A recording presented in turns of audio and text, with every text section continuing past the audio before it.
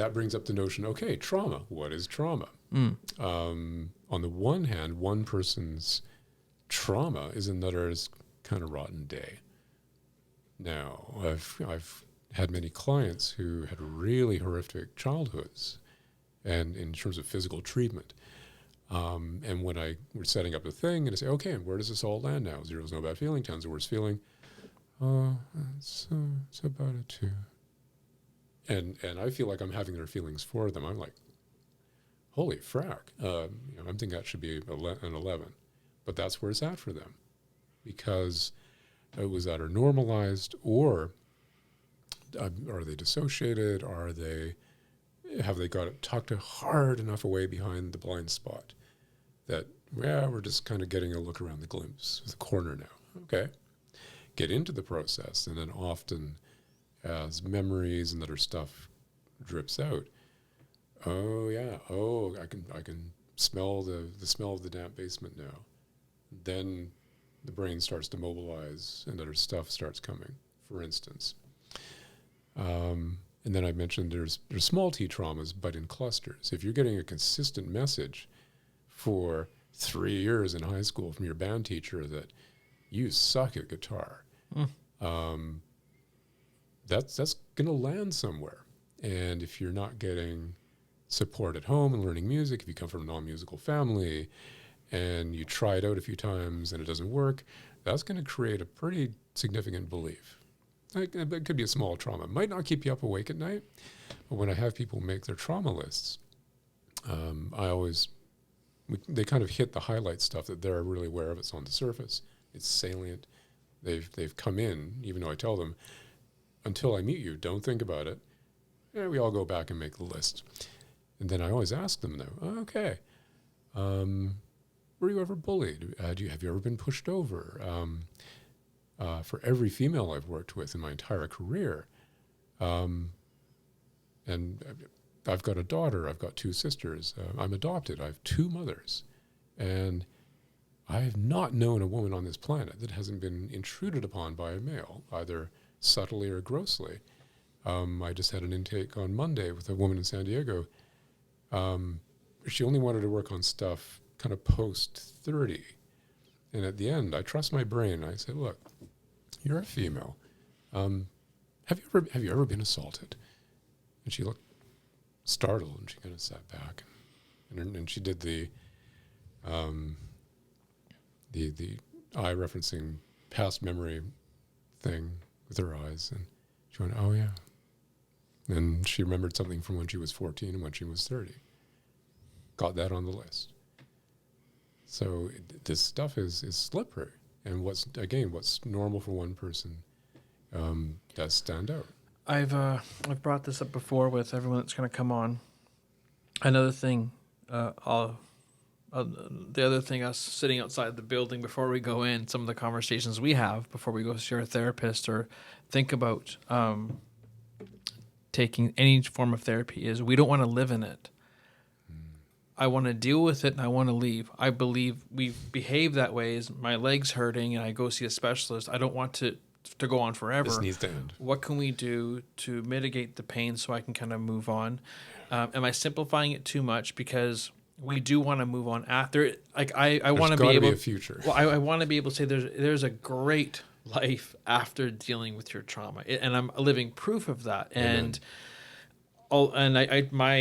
I don't know if I'm using the right word or in the right context. My modality that I used was talk therapy with Dr. Paul James, who's great. But after I kind of healed, and now I found myself in certain situations, new relationships, saying I'm fully responsible for this decision that I'm making. A line I would never say to myself. Mm-hmm. I'm responsible for where this goes because I know where I'm going with this. And when it kind of came to an end, there was no blame. It was just like, no, I actually chose to come here. It was really a great way of thinking, like a clean home. I knew where everything kind of was. Eyes are wide open, no veils. Eyes are wide open. And I was going slowly through life. And you mentioned earlier the amygdala or something. I wasn't going from a state of panic running all the way through. It was very kind of calm. I was noticing my breathing in all my situations. Wow. Getting back to the question is, we don't want to live there. I mean, I don't think anybody does. And I'm proof of that is that you don't have to live there. Your tools are given to you. Healing happened through the talking process. And it wasn't the next day thing, but I was walking a little differently. And the next week I was walking a little bit better. Yeah. And the only simple example that I use is going to the gym.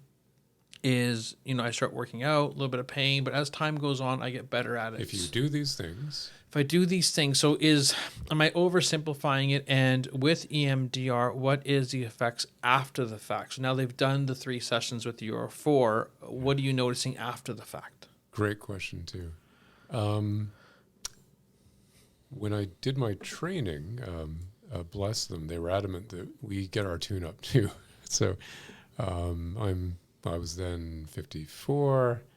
I'd done a lot of work on myself. 25 years of recovery from drinking, a bunch of relationships, all sorts of stuff. I thought I'd kind of scrub myself pretty clean. Yeah, why not? Moving to the U.S. was challenging. Being in this all-women's college as a straight white male, I was getting some darts thrown at me. And I don't know. 4 days later, I'd gone through my own list, ended up becoming like about 32 targets.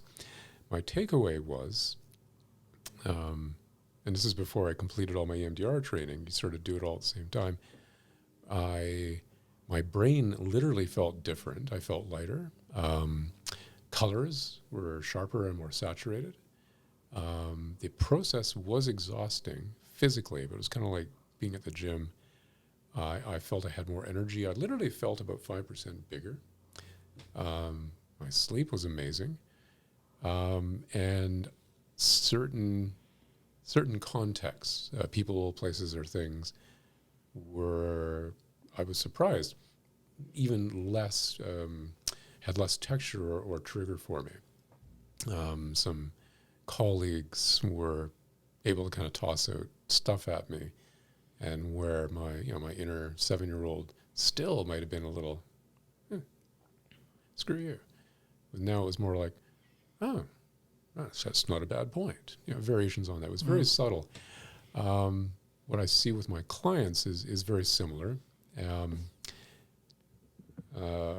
Getting to sleep back, being able to get back to work, being able to be touched again. I had a client in North Virginia who had witnessed their neighbor's teen daughter's suicide. Just by accident. Came around the corner, this thing was happening. And I got brought in there kind of as an emergency situation. And me and her wife sat with her in her living room for about 3.5 days. And we did the flash technique, which is very truncated EMDR. It's not EMDR, it doesn't have eye movements. You talk about hypnotherapy. The flash technique is I count out loud 1 to 10, 1, 2, 3, 4, 5, 6, 7, 8, 9, 10. Somewhere in that sequence, I say the word flash. When I say the word flash, you blink or scrunch your eyes 3 times, and we're not looking at the awful thing. It's tucked away. You don't think about it. I have you hold in your mind's eye a beautiful image, something that has intense positive meaning for you. Now, your unconscious and my unconscious knows that we're there for a very specific reason, this awful thing. But we're not going to talk about it. We set it aside. We know it's there. We're kind of pretending not to look at it. That's the beauty of the mind. You can make it. Multitasking's a lie. You can actually only put one thing in your consciousness at a time. But with that super speed of the thinking, the mind wants to go other places, and it does. But you do this 1, 2, 3 flash, 4, 5, 6, 7, 8, 9, 10. Do that for about 10, 15 minutes. Then we check in. Okay, let's bring out the awful thing. Where does that feel now? 0 is no bad feeling. It's an 8. Okay.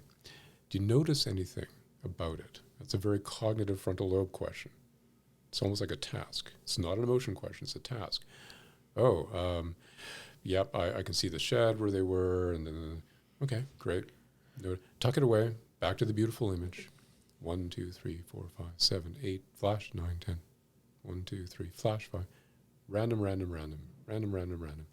We did that for 2 days, went to a 0. Brought up a bunch of other stuff about her childhood, family of origin, and we worked on those, just using the flash. And she was able to get back to sleep, and my understanding was she got back to work about a week later, and her partner, who was a peace officer, stayed in touch with me, and she